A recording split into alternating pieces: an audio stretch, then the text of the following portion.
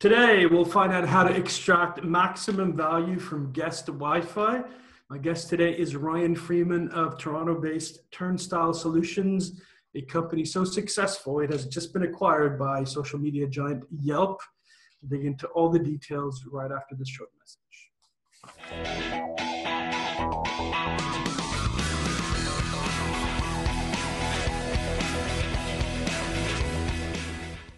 All right, welcome back, everybody. My name is Claus Hetting, and I'm the host of Wi-Fi Now TV. And this, of course, is the interview program. Brings you all the great stories and not least all the great people from across the Wi-Fi industry. And today, my guest is Ryan Freeman from the guest Wi-Fi and Wi-Fi marketing company, Turnstyle Solutions. And we'll ask him all about the tricks of the trade for getting guest Wi-Fi right in just a moment. Meanwhile, is an important announcement for all you Wi-Fi folks out there. This fall, Wi-Fi Now, the Expo conference, will be going to The Hague in the Netherlands. And for the first time, we'll be taking Wi-Fi Now to Asia, specifically to the exciting city of Bangkok. We'll have lots more details to share with you. And of course, these will be two great Wi-Fi industry events, as they always are. And we'll have lots more details in the coming months. So to register for news and updates on the events, go to wifinowevents.com/Europe or wifinowevents.com/APAC. And in there, you'll find out how to register for all that. And if you have any questions, drop me a line at klaus@wifinowevents.com. And by all means, send me comments and suggestions, whatever you want about the show. Always happy to hear from you. So, now, my guest today is Ryan Freeman. He is VP of Partnerships and Business Development at Turnstyle Solutions. Ryan, welcome to Wi-Fi Now TV. Great to see you again. Yeah, you as well, Claus. Good to see you again. Thanks for having me. You're welcome. So for those folks who are not familiar with Turnstyle, just kick us off with the 1-minute introduction. Okay, sure. So Turnstyle is a location-based marketing technology provider that allows brick and mortar businesses to use Wi-Fi networks to speak to their customers in informed and personalized ways. More specifically, using nothing more than public Wi-Fi networks, Turnstyle allows those businesses to opt users into marketing, learn about their physical behavior patterns within and across venues, and to trigger targeted messaging to them based on their demographics and movement patterns. Mm-hmm. Mm-hmm. So can you share with us a little bit about the backstory to how Turnstyle got started? Because it's still a fairly young company, right? Yeah, the company's only about 4.5 years old. And the founding story is pretty interesting. It's very organic in that a couple of our co-founders were in an amateur band. They were working in finance and one in finance and one down at Apple. By day, they were in a band in the evenings, and they, were seeing some success here in Toronto in the local music scene, and started to see some of the same faces show after show. It was no longer just friends and family, and they started seeing these people, and were wondering, who's coming to our show, and how can we not only learn who they are, but talk to them in ways that allow us to turn them into true fans, into evangelists. Give them a free beer, give them a ticket to bring a friend next time. And so Devin, who is our CEO and one of the co-founders, called a former classmate of ours, Chris Gilpin, his co-founder, down, who was working at Apple, and said, here's our problem. Is there a technology out there that you think can help us solve it? And Chris, stumbled around with a few different technologies, things like scraping social media profiles and check-ins, played around with Bluetooth a little bit, and landed on Wi-Fi as a fantastic way to achieve these outcomes. Devin started bringing this router around to some of his shows, and seeing the interest from the bar and restaurant owners there's no better way to test product market fit than to see the reaction of beta customers like that. And so from there, it spiraled. It's a great story, actually, and you've come a long ways since then. And I'm going to ask you about the Yelp acquisition a little bit later, but let's just dig into the value that your type of solution actually adds to the venue itself. And one of the things that really sparked my interest was when I went onto your website and you post some statistics there, for example, with regards to loyalty and increase in loyalty when you offer these kinds of services to your guests at a venue, and also return visits and increased number of visits, that sort of thing. Maybe even increased sales, you could argue, would be part of that. Mm-hmm. And you have some figures or maybe some case stories that you can perhaps share with us here. Yeah, absolutely. And I think you touched on a really important point, which is one of the really valuable elements of using Wi-Fi as a marketing tool is not only does it allow you to deliver such targeted, personalized in-venue messaging, but it allows you to measure the impact that has on consumer behavior patterns to help deliver a much clearer perspective and set of metrics around ROI. Mm-hmm. I'll touch on a case study that I think will resonate with a lot of people as consumers, and one that I shared in more detail at Wi-Fi Now just a few weeks ago in mm-hmm. Washington. And that's around some work that we've done and continue to do with Subway, the QSR.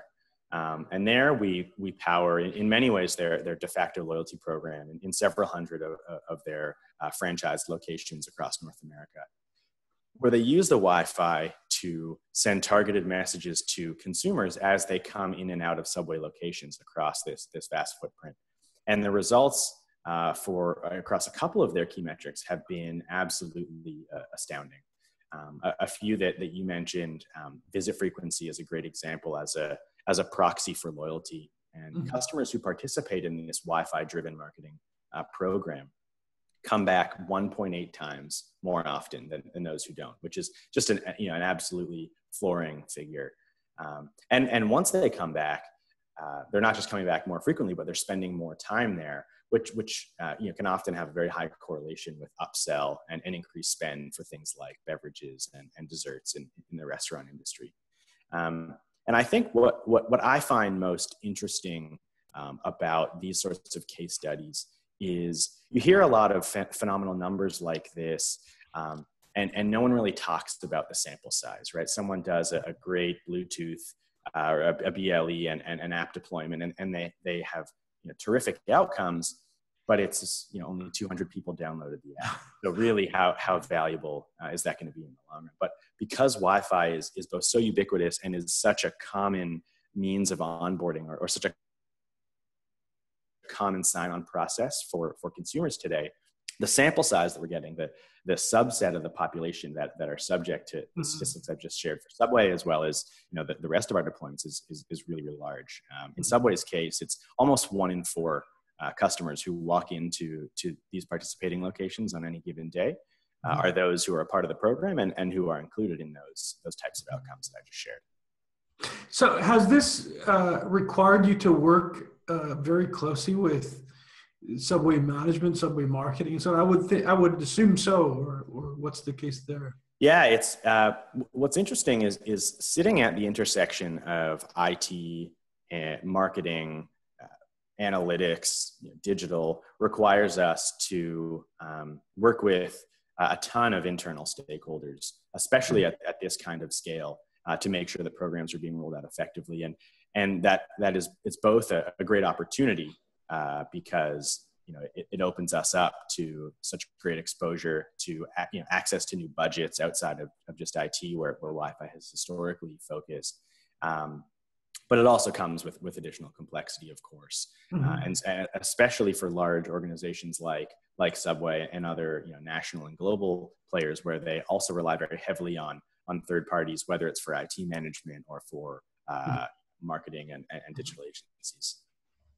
So, Ryan, what do you think is the differentiating factor for you guys? Because obviously it sounds like you guys are doing really, really well, but I guess there's no secret that there's a lot of players in this field now. I probably know 4 or 5 of them quite well.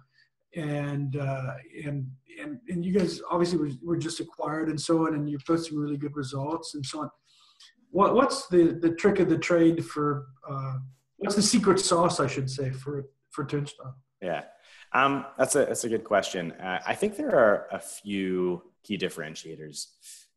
First, we're one of very few companies in the space that are through and through marketing technology company. Many of our peers focus much more on data, analytics, insights, data management. And while there's certainly, value in that, our philosophy is that real, measurable, and sustainable value comes from driving action rather than insights. And so we focus on triggering changes in customer behavior rather than learning about it. Second, as you pointed out, our recent move to become a part of the Yelp family is, even though it's only been about 45 days, is already having a really, really sizable impact. Most peers in the space are startups, as we were for the first 4 years of our life, and that comes with a real need to economize on resources. As part of Yelp, we've already seen the fortune of having access to some of the best digital marketers in the world to shape our product, some of the world's leading engineers to help build it, and the financial resources that come with being a large public company, which give us a lot of creativity from a business model perspective. Right, exactly. And I am you touched on much of it already, but I am gonna still ask you, yeah, the future holds for Turnstyle after the Yelp acquisition, but also specifically in terms of what might happen in the combination of the Yelp presence with your marketing technology, which is based on Wi-Fi. What kind of synergy do you think might happen there? Obviously, there must be some, but obviously, don't give away anything you're not allowed to know. That's a topic that, as you might imagine, comes up a ton, especially as we talk with our partners in the service provider space on the OEM side of the industry. A lot of very fair curiosity here, and I think there are three big themes that we've been working really heavily on with the rest of the Yelp family, and will be a big focus for us, certainly in the next 12 months, and I can only assume beyond. The first theme is, I think we'll see more of the same, but bigger and faster, right? The reason that Yelp has brought Turnstyle into the fold is they love what we're doing, and they want to enable us to continue doing what we're doing at a greater scale, at greater speed, with an increased focus on innovation and our global footprint. The second theme is around data. One of Yelp's most valuable assets is their access to consumer data. They have a phenomenal understanding of how consumers behave, and a rich history of using that to further enhance the consumer experience as they connect local businesses with those consumers. Layering Turnstyle into that data stack, and vice versa, allowing Turnstyle's capabilities to leverage that real wealth of customer understanding from the Yelp side will be another big focus for us. Yeah, some fantastic perspectives on that. Of course, I'm going to be following that very closely, because at least in my knowledge, there's not been a similar company to yourselves been acquired in that way. So that combination is fascinating, and I'll definitely be following that. Can I just ask you, just practically, is it still going to be called Turnstiles, or I thought I saw Yelp Wi-Fi somewhere, or is that two different things? That's a really good question. I think so. I wish I had the answer to that. Oh, okay. And I think we're still working through that now. Yeah. For now, it's business as usual. Turnstyle continues to be the public brand that we go with. It has some great public equity, but to be honest, so too does the Yelp brand. And so I know we're looking for ways to help both continue the Turnstyle legacy while taking advantage of the ubiquity of the Yelp name, certainly here in North America. Well, Ryan, it's great to have you on the show, and congratulations with all your successes, and best wishes for your continued success. And please keep us posted on this show, and to me directly if you've got any news to share. I think it's a great story, and we'd love to spread it out some more and let everybody know about it. So thanks very much for coming on. Will do. Thanks, Klaus. Thanks for having me, and I'll continue to keep you guys posted, if nothing else, through Wi-Fi now. Excellent. Thanks very much, Ryan. All right. Take care. All right, everybody, that's it for this week's show. Thanks to Ryan Freeman from Turnstyle for joining us for this interview. Now, next week, I'm actually, frankly, not sure who will be joining us, but for sure we will have another great guest from the world of Wi-Fi. And that's all there is to say for this episode. Tune in again next time, and thank you for watching. Wi-Fi Now is a production of RCR TV News. To suggest a show topic or to learn more about Wi-Fi Now events, you can reach Claus Hetting at klaus@hettingconsulting.com. To find out more about Wi-Fi Now and all things wireless, visit rcrwireless.com.